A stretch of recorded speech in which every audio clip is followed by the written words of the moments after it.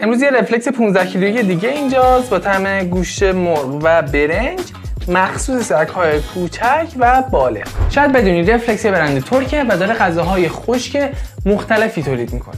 تفاوتی که غذاهای خشک مخصوص سگ‌های کوچیک با بزرگ داره تو اینه که دونه‌های سگ‌های نژاد بزرگ غذاشون بزرگتره و سگ‌های نژاد کوچیک دونه‌های ریزتری دارن و همچنین نیازهای بدنشون هم تا حدی متفاوته. این غذا 4 تا ویژگی داره. سیستم ایمنی بدنشون رو تقویت میکنه، باعث تقویت پوست و موشون میشه، هضم راحتی داره و اینکه مفاصلشون رو هم تقویت میکنه. پشت این غذا نوشته که تو طول روز چقدر باید به سگمون غذا بدیم و اینکه اگه میخوایم غذا سگمون رو عوض کنیم به چه صورت این کارو بکنیم. این غذا بو و عطر خیلی خوبی داره و اینکه با طعم مرغ و برنج رو اکثر سگا دوست دارن. اگه سگتون بد غذاه میتونین این غذا رو براش امتحان بکنین. در کل نسبت به قیمتش میتونه گزینه خوبی باشه.